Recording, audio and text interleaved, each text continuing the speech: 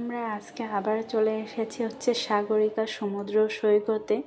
আগে একদিন এসেছিলাম, তখন হচ্ছে জোয়ার ছিল না, এই জন্য আমরা আজকে আবার এসেছি। আসার পরে শুনি যে সকালেই জোয়ার হয়ে গিয়েছে, এখন জোয়ার নেই। যতবার এই জায়গায় এসেছি ততবারই জোয়ার পাইনি, কেন জানি কপালটাই বোধহয় খারাপ। জোয়ারের সময় এই জায়গাটা দেখতে এত সুন্দর লাগে। রাস্তার দুই পাশের দৃশ্য হলো এরকম ঝাউ গাছ দিয়ে ভরা। আর এটা হচ্ছে মেন সাগরিকা সমুদ্র সৈকত। এখানে কিন্তু জোয়ারের সময় ফুল পানিতে ভরে যায়। এই সাগরিকা সমুদ্র সৈকত শহর থেকে হচ্ছে চট্টগ্রাম শহর থেকে মাত্র 8 কিলোমিটার দূরে অবস্থিত। অলংকার থেকে হচ্ছে এখানে রিক্সা বা সিএনজিতে চলে আসা যায় খুব সহজে। এখন হচ্ছে ভাটা চলতেছে, এই জন্য সমুদ্র অনেক দূরে, মানে অনেক দূর হেঁটে যাওয়ার পরে হচ্ছে সমুদ্রের দেখা পাওয়া যাবে। সাগরিকার মেন সৌন্দর্য আমার মনে হয় এর শান্ত পরিবেশ, একদমই নির্জন শান্ত নিলিবিলি একটি পরিবেশ। কিন্তু শুক্রবারের দিন এই নির্জন দ্বীপ কিন্তু আর নির্জন থাকে না, তখন কিন্তু লোকালয়ে ভরে যায়। এখানের কিন্তু সব জায়গায় মাটির নিচে ছোট ছোট গর্ত দেখতে পারবেন, আর এই গর্তের ভিতর লুকিয়ে থাকে হচ্ছে কাঁকড়া।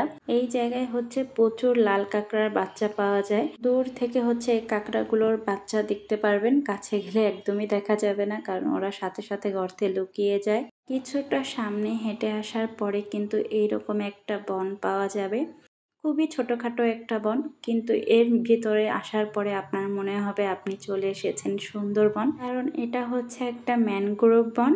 সুন্দরবনে যেমন গাছের শিকড়গুলো উপরের দিকে থাকে, দেখুন এইখানেরও গাছের শিকড়গুলো হচ্ছে উপরের দিকে, মানে ছোটখাটো একটা ম্যানগ্রোভ বন পেয়ে যাবেন এখানে আসলে।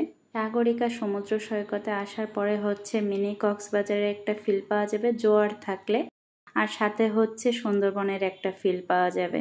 এই জায়গার বনটা ছোট হলেও জায়গাটা কিন্তু আমাদের কাছে ভীষণ ভালো লেগেছে।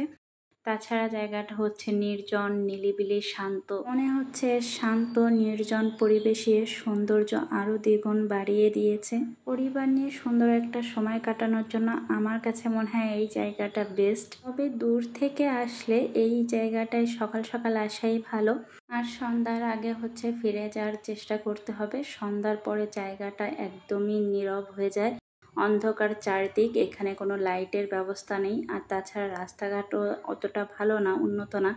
আর এই জায়গায় কিন্তু সন্ধ্যার পরে প্রচুর ছিনতাই হয়, এই জন্য সন্ধ্যার আগেই হচ্ছে চলে যাওয়া ভালো। এই জায়গায় আসার পরে হচ্ছে একটা অদ্ভুত মাছ চোখে পড়লো, মাছটার নাম নাকি গুলে মাছ। এই মাছটা সুন্দরবনে প্রচুর পরিমাণে পাওয়া যায়, এইখানে দেখতে পাবো কল্পনাও করিনি। এই মাছটা হচ্ছে পানিতেও থাকতে পারে, আবার হচ্ছে উপরেও থাকতে পারে, মাছটার কাছে একদমই যাওয়া যায় না, মানে কাছে যাওয়ার আগে হচ্ছে ওরা লাফিয়ে লাফিয়ে চলে যায়। ওই জায়গায় দেখলাম কিছু মানুষ এই মাছগুলা ধরতেছিল, এই মাছগুলা নাকি খাওয়া যায়, এই মাছগুলা নাকি বাজারেও কিনতে পাওয়া যায়। দেখি একদিন কিনে হচ্ছে রান্না করে খাবো, কেমন লাগে খেতে। আর দূর থেকে মনে হচ্ছে জাহাজগুলো আমাদেরকে স্বাগতম জানাচ্ছে।